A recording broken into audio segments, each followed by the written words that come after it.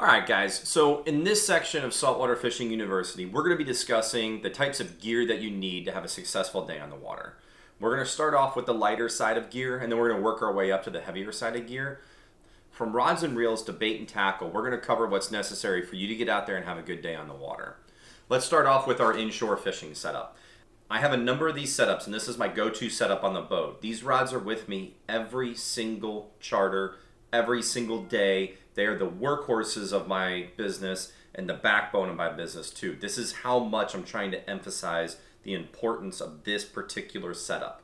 So my go-to setup is a 7-foot medium power fast action St. Croix Avid inshore rod. This rod is light enough to be used all day long, has a sensitivity to feel a shrimp on the end of your line tapping, but also has the strength to reel in some of the biggest fish that are out there. We've reeled in multiple 40-inch snook, high 30-inch redfish, big trout. We've even hooked and landed a couple tarpon on this setup, believe it or not. These tarpon were all in the, I'd say 30 to 40 pound class. The one that there's a picture of right here was landed on this exact setup. With this setup, all of my rods here are paired with 3000 series reel. So Shimano makes some excellent products, and they have price ranges from low to high. And this is one of their like middle to high end reels. It's called the Stratic. This is a Shimano Stratic 3000. They have 2500s, 4000s, 5006, 8000s. They go all the way up. But for this particular setup, this is probably one of the most well-balanced setups that can handle the most variety of fish out there. So once again, I look at about a 7-foot. If you're going to be slinging artificials, maybe go up to a 7.6. But the 7-foot has plenty of backbone, has plenty of tip sensitivity for you to feel everything. If you want more sensitivity, that's when you would go a little bit longer. Let's say you're really trying to get every inch of your cast out there. Maybe a 7.6 is going to help you. But for me, the 7-foot is where it's at. The medium power is where it's at. I do have medium heavies. I do have some heavies. I'll show you those here in a little bit. But the fast action is a must for me. But this rod and reel setup right here is my go-to. There's bare minimum 4 of them on the boat every single day. We have this setup spooled with a 15-pound braided line. I recommend 15. Some people want to go 20, but you're going to lose casting distance. If you know the fish you're going to be targeting and you feel comfortable going down to 10, I would suggest that and recommend it. If it was just me fishing and not clients, I would probably go down to 10-pound main line on all my rods. The reason being is you fit more line capacity. You get further casting distance with the lighter line. The one downfall is if you have a tendency to fish around any structure, that 10-pound braid is going to get broken easier. I've tried different colors of braid. I like the white. I can see it at night. I can see it during the day. I don't think color plays that much of a factor as far as the braid is concerned. My go-to is white, and I think it's going to stay that way for a very long time. We'll talk about rigs here in a little bit and what I have rigged up on this rod. But this is your starting point for inshore fishing. Like I said, it really is the workhorse of my business. There's not a lot of fish that you can't catch on that. So we'll take a step up now, and let's start talking about different scenarios. Let's say we are looking at a scenario where a fish has to be pulled out of heavy cover, such as a dock. Let's say we're looking at a large pile of rocks underwater, and the fish needs to be pulled out of that so he doesn't dig you back down in there. That 3000 series reel and that 15-pound line, it's just not going to have enough power to get that fish out of the cover that they're in. So we're going to take it a step up from there. Realistically, the next step up that we're looking at is going to be a setup like this. So what this is it's still a 7-foot. This is a heavy power, once again, St. Croix Avid inshore reel. I think if I was to buy these rods again, I might go up to 7.6 on them because the tip is a little stubby at 7 foot. See if I can't show it to you. It's the longer, you can see it's a little stubby on the end there. I don't think the camera's going to quite pick it up. But the longer that the rod is, the thinner the tip is going to be. And that's twofold. It gives you a little more sensitivity, but on a heavy rod, you want to go a little bit longer on your length so you get the sensitivity on the tip. Now, on the flip side of that coin, I still like these rods. In fact, I love them. I've caught keeper size grouper on these, really big snook on them, 38s to 42s. I've caught tarpon on these rods, 100+ pound tarpon. I've actually caught sailfish, kingfish. I've caught just about any larger fish on these setups. And I have this particular rod paired with another Shimano reel. This is called a Saragossa. So Stratic does some of the lighter, smaller stuff, and we're going to take a step up to a little bit bigger reel. We have the Saragossa reels. The Saragossa reels have a little bit bigger power handle, a little bit more structure to them, different drag system, and they can hold a lot more line. So the Saragossas, I think, start at 5,000 series for Shimano, and they go all the way up to like a 20,000, which is just absurd, the amount of line capacity that would hold. But this is a 6,000 series reel. So the amount of pressure you're going to put on a fish, even at max drag on a 6,000 series reel, the reality is you're never going to reach that max drag on this reel versus what fish you're catching. Even if it's 150 or 200 pound tarpon, I don't know how much bigger than the 8,000s. This is a 6,000. I'm going to show you an 8,000 set up here in a minute. The 8,000 is probably as big as you need to go, unless you're fighting yellowfin tuna that are 200 pounds or something like that. That's just ungodly huge and strong. Yes, step it up. But for all intents and purposes, there really aren't a ton of fish that you can't catch with this particular setup that are larger. Bull redfish, this would be a great setup for those bigger redfish, the ones that are, creeping up in the 40s and low 30s that are out in Louisiana. So yeah, this particular setup, both of these setups that I have, they're 6,000, were spooled with 30-pound braided line. Once again, I like the white, but feel free if you want to dress it up and get the blue camo or the fire camo or yellow or whatever you want. I don't think it affects the fish that much, but I use white. So this is my go-to heavier action setup for daily fishing. And typically this rod, and I have another matching one of these, they're on the boat every single day as well. So let's go ahead and take it up one more step from there. And let's say we are going to be fishing for large tarpon. I'm referencing fish in the 120 to 140 plus category. These rods, the next rod will be great for large grouper at the bottom when you really need some serious lifting power. In fact, there are some grouper around docks that we need these rods for as well. So let me introduce to you I might go ahead and say it's the flagship rod and reel setup that I would use. This is St. Croix Legend Tournament Inshore Series rod. It's 8 feet, heavy power, fast action. In my personal experience, I don't see very many fish that can get away from this as long as it's used appropriately and hooks don't pull. This setup here is as strong and stout as it gets. All the guides are Fuji guides. They have double feet to them on almost all of them. They're extremely strong rods. They can withstand about any big fish you want to throw at it. Once again, there's 40-inch snook when you're going after a big snook around structure, when you're fishing for grouper under docks or snook under docks, and those fish just put up one hell of a fight. You want something that's going to stop them in their tracks, and something of this size and nature is going to do that. Like I was saying, this rod is 8 feet long and it's a heavy action, so there actually is some tip on it, which helps me cast lighter baits further.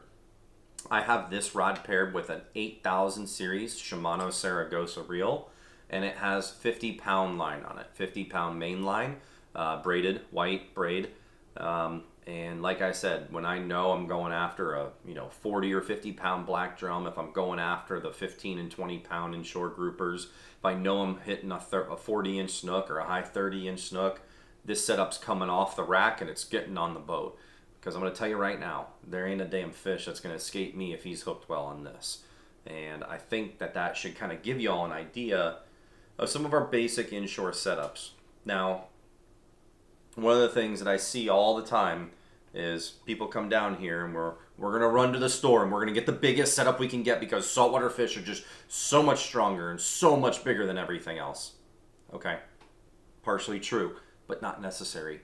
The other factor to take into consideration when we're looking at our setups is the clarity of the water. So salt water is inherently, on most situations, more clear than some of the freshwater lakes can be, and you need a lighter setup to cast further, to present your baits the right way, and to make sure we're finessing these fish into biting and not forcing them into it, because they're not going to do it if you're going to force them. So with that being said, those are my 3 main inshore, nearshore setups. Even these legend tournaments, we've caught plenty of big kingfish on them.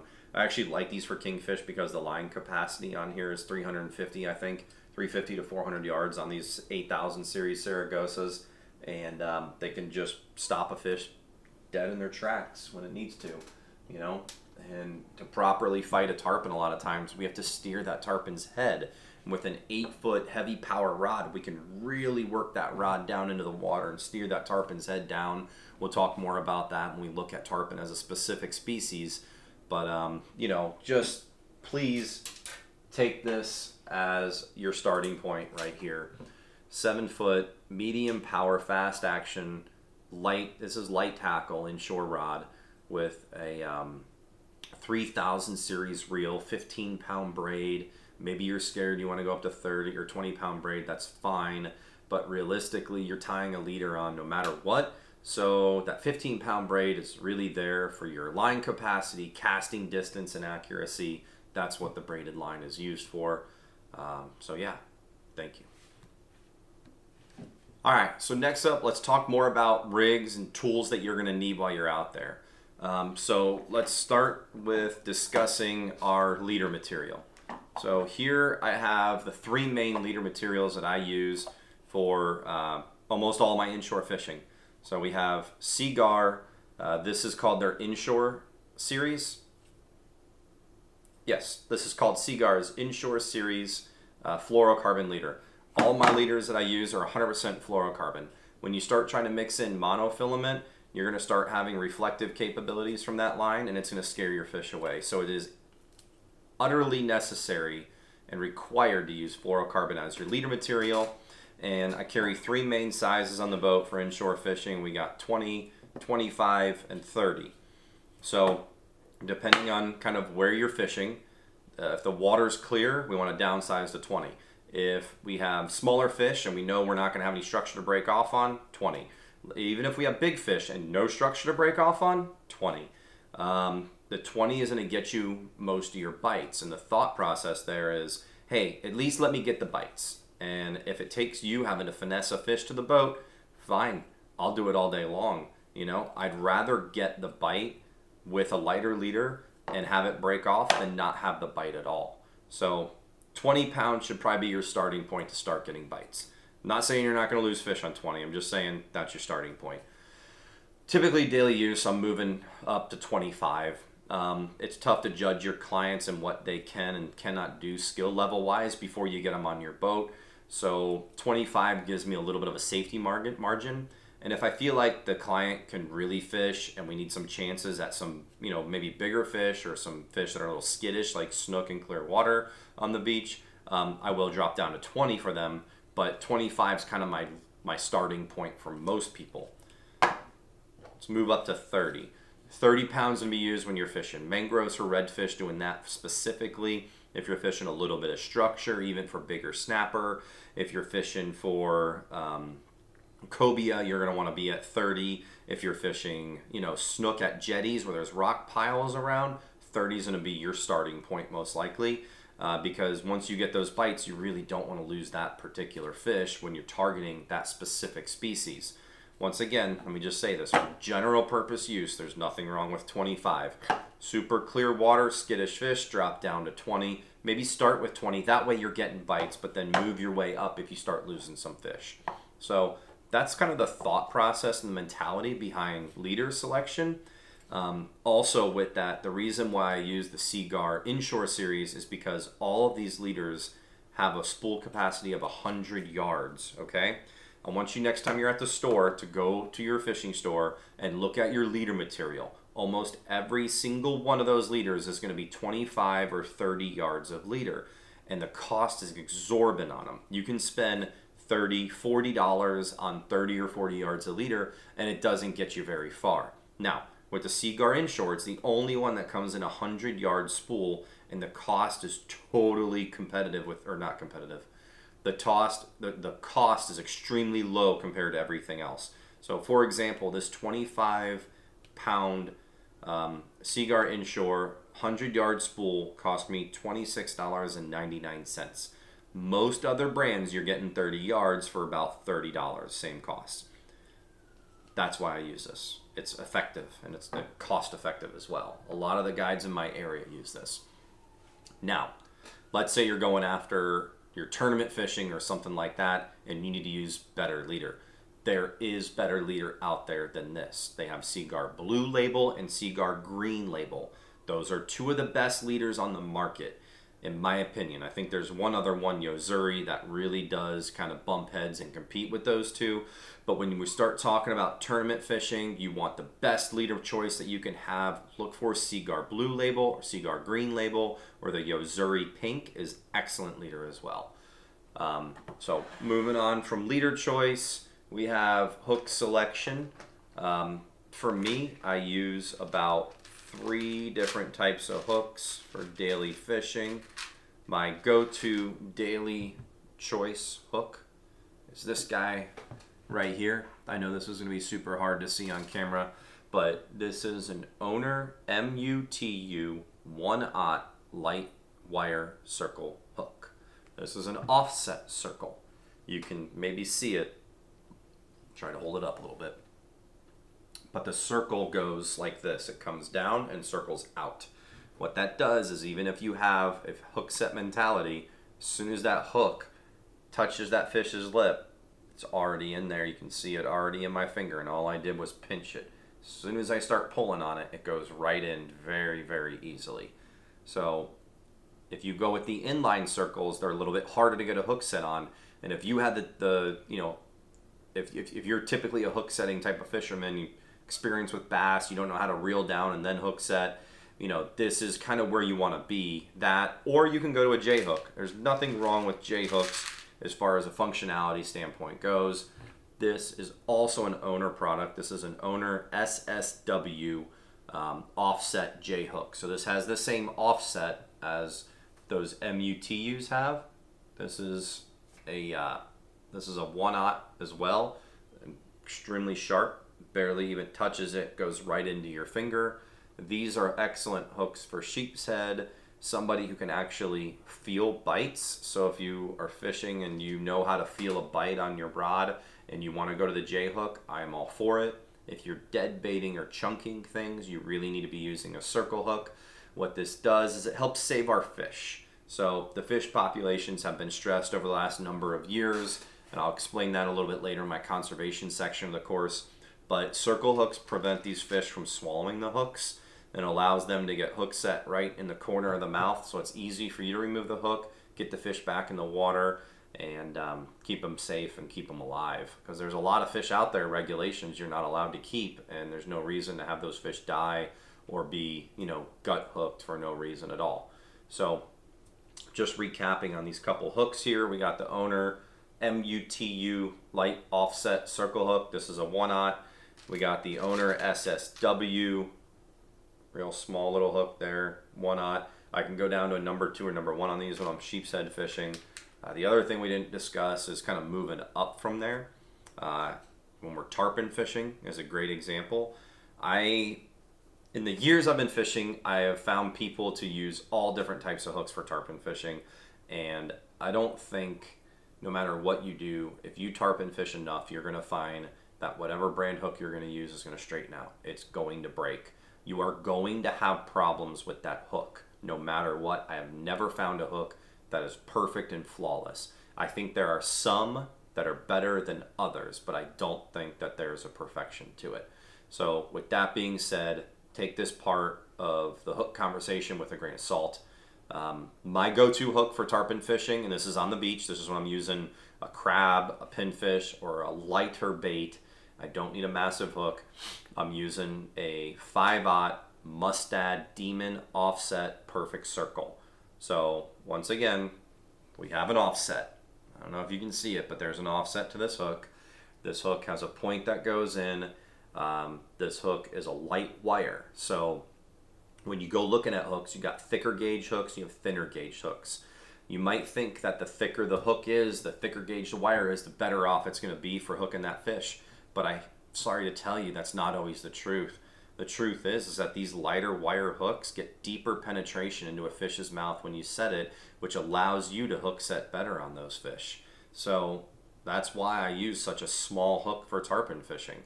I've had the ability to land upper 100-pound fish, 180s on these, and they hold. Obviously, setup matters a lot. How much drag you're using, how much pressure you're putting on the fish, how's your hook set, where are you getting that hook in? There's a lot of factors that play in. But once I start going for a little bit bigger fish, big snook on the beach, we're talking 38 to 40s over rock piles, we're talking tarpon, this 5/0 Mustad Demon offset perfect circle hook is my go-to for that. Now, don't get me wrong, there are times when our bait is going to be huge and we want to go up to a little bit larger hook. So here we have a VMC. VMC is known for making some of the sharpest hooks out there. In my opinion, this hook will slide, I keep poking right through my skin, will slide right through my skin very easily. They are deadly with larger baits. It's got a thinner wire to it, you can see. So the VMC octopus circle hook here, this is an inline, this is not an offset. I'm not saying that I would go to this immediately versus an offset. I like the offsets better, but when you need a larger hook, this one's got a really nice gap in it. So a lot of times we talk about the gap that a circle hook has. You can see the Mustad, let me pull it back out here, has a smaller gap to it. And with that gap, I can barely fit my finger through there, but with this one I can easily slide my finger through there. Depending on the size of the fish you're going after, you may need a larger gap. Bigger groupers, bigger snappers, they all need bigger gaps like this. We'll talk about the offshore stuff in a little bit, but that's kind of about, this is a 7/0 right here, but that's about as big as you want to go. And then let's discuss weights. So obviously you could probably see when I was talking about fishing rods, all my rods have weights on them. This is my go-to inshore setup, is a single split shot. I like these Lee Fisher Sports. This is a size 4 split shot. That particular split shot, I feel like the split shot opens nicely and it clamps nicely. And I don't have to use needle nose to do it. I just don't like pliers personally. But these weights are manageable. Bought the cheap Eagle Claw ones from Walmart. You cannot open and close those. Their consistency on the build of these weights is important. Their molds are really good because a lot of times you'll find weights that just don't open, or that if they close, they have a gap in the back and they slide all over the place and it gets really annoying. But my go-to is a size 4. I'm not saying that this is the only size that you can have, but when we're going fishing for trout, redfish, snook, whether we're fishing snappers, jack crevalles, whatever we're fishing, 9 times out of 10, there is a number 4 split shot on my rods. I think having a split shot when you're dead baiting is a great idea to get your bait down and stay where it needs to stay. If you have current, that split shot's going to kind of hold the ground and not let your bait drift. So with all those scenarios, that's why I lean towards those. Obviously, when we're fishing deeper water, or maybe we're bottom fishing with our light rods or inshore rods, or maybe we're fishing some current, we need to add more weight. So usually I just go 2 or 3 split shots. It's the easiest way to go about it without having to re-rig your entire setup. There are different setups you can use when we're bottom fishing. They're going to be more effective, but for all intents and purposes, having 1, 2, or 3 split shots to work you down to 40, 45 feet, it allows your bait to have a little bit more of a natural drop and presentation to it, thus telling the fish, this is a natural bait, I want to eat it. So that's kind of my go-to there. When we look at our rigging for inshore, it's very basic and it's very consistent and it's very easy too. So what we have is that owner MUTU hook there, the 1/0 hook. It is tied with a loop knot, and I'm going to give you guys a couple more videos on knots here. And then I have approximately a 6.5 foot leader. Now, there's a few reasons why I do a leader that length, and the number one reason, is because the fish will see it if you get much shorter than that. Once you're down to 2 feet, and you have a leader this long, you're having braided line within a striking distance and visual representation of your bait, and that's not a smart idea. The other reason I use that length leader is because most of the times when my rods are at rest, my knot will be out of the top guide. So let me explain this. This is kind of getting a little in depth here. But if my knot is inside the guides on my rod, I'm going to get a kink in my line. I don't like that. So I like to have the knot outside of the guide coming down here to the hook stay where the hook stays, and it allows me not to have any kinks in my line. And there's some rods that have these hook stays, there's some that don't. You can put it around the leg of the eye, but you should never put your hook in the eye. You put in the eye, they get scratched up, you can break your line.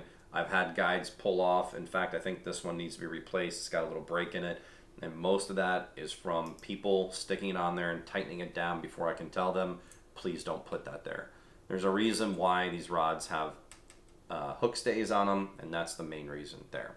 So like I said, we're going to have a couple videos on knots. We're going to discuss the line to leader knot that I use.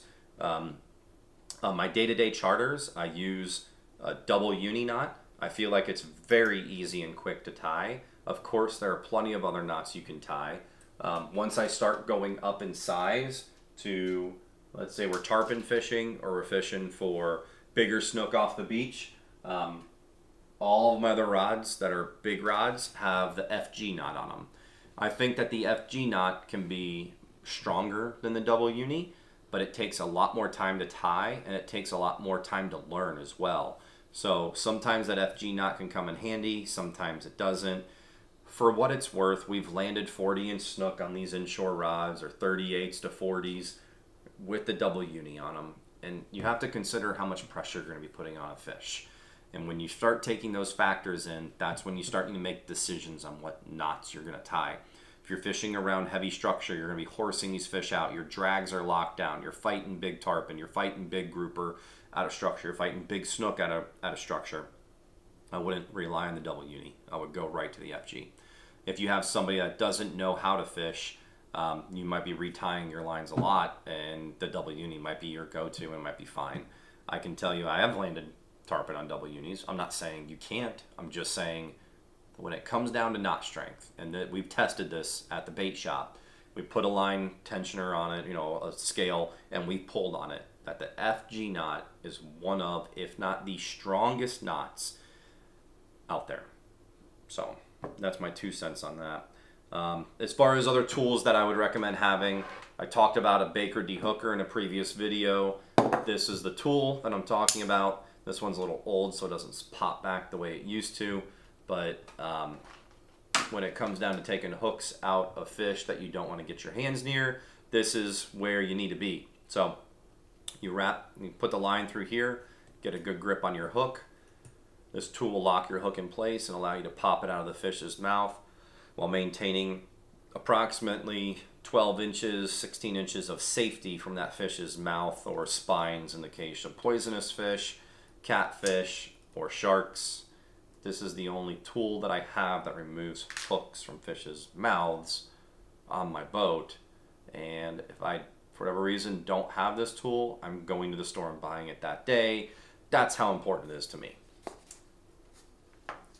The other tool that is completely indispensable in the world of fishing, and especially saltwater fishing, is going to be my sunglasses.